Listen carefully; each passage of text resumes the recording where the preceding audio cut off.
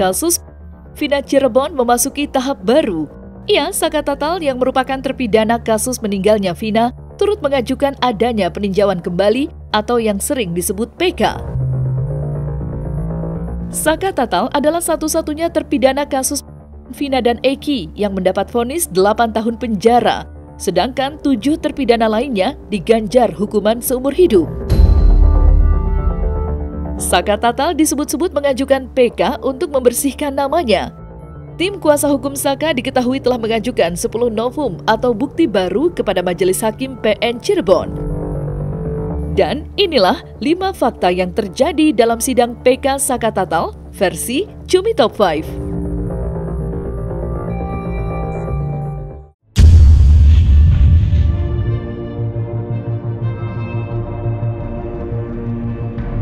Menjadi saksi dalam sidang PK, Renaldi yang merupakan sepupu dari Saka Tatal turut mengungkapkan sebuah pengakuan yang terbilang mengejutkan. Dalam pengakuannya, Renaldi mengaku sempat dianiaya oleh sejumlah polisi, termasuk Ibtu Rudiana. Tidak hanya dipukuli, Renaldi bahkan mengaku sempat disetrum hingga disundut berkali-kali menggunakan puntung rokok. Itu polisi atau manusia? Kalau manusia, kenapa dia kasih manusia lain minuman? Nggak ada, bos. Ya, nggak ada. Lu mau binatang apapun, nggak ada binatang yang ngasih anaknya atau ngasih binatang lain minuman. Nggak ada. Sekalipun nggak pernah ngasih lain untuk minum dia. Hanya manusia. Dan manusianya itu manusia tertentu, yaitu polisi. Kenapa saya ngomong seperti ini? Ini pengakuan Saka Tatal loh di media loh.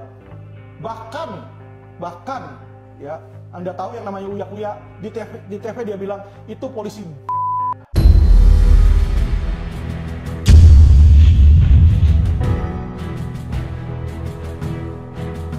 Sosok Farhad Abbas sempat mencuri perhatian dalam sidang lanjutan PK di Pengadilan Negeri Cirebon. Dari beberapa kesaksian yang diungkap oleh saksi, terdapat satu kisah yang mana membuat Farhad Abbas tak bisa membendung tangisnya saat mendengar derita yang dialami oleh para saksi. Kuasa hukum Saka Tatal itu terlihat mengusap air matanya sendiri setelah mendengar kesaksian dari Aldi.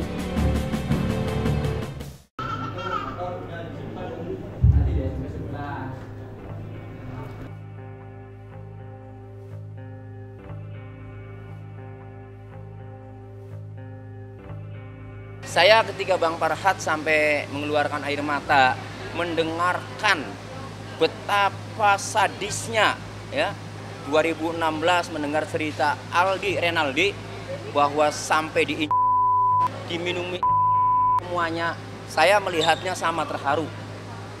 Ya, ini bukan masalah menang atau tidak ya, tetapi ini adalah keadilan yang harus diperjuangkan. Bagaimana kalau itu dialami pada keluarga kita, ya? Orang yang tidak melakukan perbuatan pidana, kemudian diamankan, ditangkap, diperiksa, diintimidasi, disiksa, ya?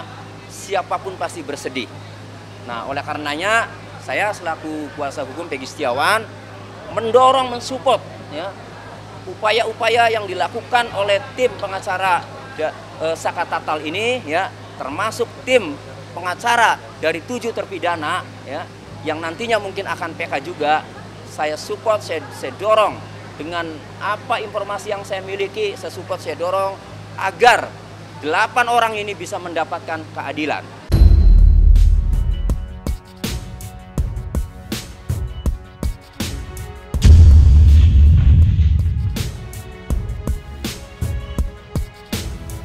Kemarin, sidang peninjauan kembali Saka Tatal akhirnya dilanjutkan. Dari pengakuan Farhad Abbas, terdapat 4 saksi yang siap dihadirkan. Dari keempat saksi yang dimaksud, terdapat nama besar seperti ahli forensik hingga mantan Kabareskrim Polri. Adapun dalam sidang kali ini, tim kuasa hukum Saka Tatal juga menghadirkan 8 orang saksi yang merupakan kerabat dari Vina dan Eki. Usai mendengar kesaksian dari para saksi, tim kuasa hukum Saka Tatal meyakini jika kematian Vina dan Eki bukanlah hasil dari melainkan kecelakaan tragis yang membuat keduanya meninggal dunia. ahli mana yang mengatakan ada nggak ada kan? Pisem, ahli yang buat pisem, ahli yang membuat pisem dia mengatakan tidak ada, bukan meninggalnya Eki dan Vina itu karena meninggal tidak wajar akibat benturan benda keras. Nah, benturan benda keras bisa saja kepalanya terbentur di aspal atau kepalanya, kakinya terbentur di pembatas jalan itu. Bisa. Apalagi di situ ditemukan dagingnya.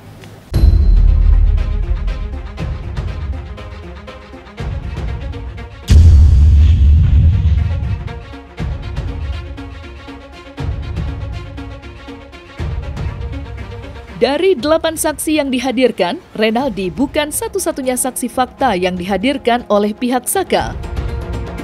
Pasalnya, pihak mereka juga mengajukan Liga Akbar, Selis dan Jaka selaku saudara kandung Saka, serta Mega dan Widi selaku sahabat almarhumah Vina sebagai saksi fakta.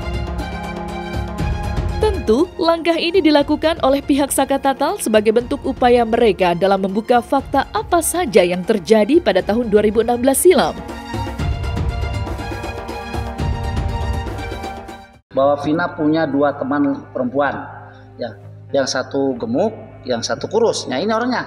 Mereka ini secara hubungan emosional adalah teman dekatnya daripada Vina. Jadi apapun yang dilakukan oleh Vina semasa hidupnya mereka yang lebih tahu. Ya, jadi cerita apapun yang mereka sampaikan tentunya berhubungan dengan kesehariannya Vina.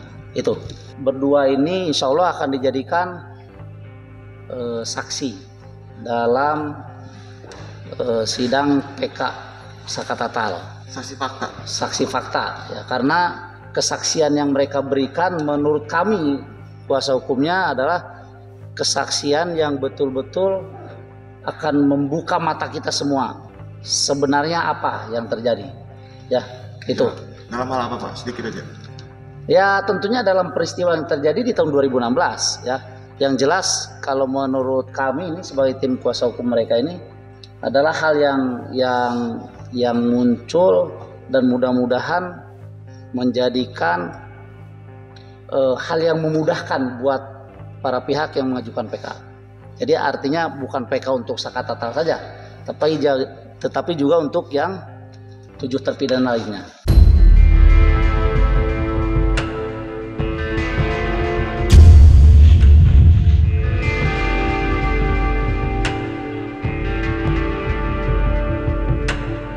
Kuasa hukum terpidana kasus Vina Cirebon turut mengungkapkan alasan timnya dan kuasa hukum saksi Dede untuk tidak menghadirkan Dede sebagai saksi dalam sidang PK Saka Tatal.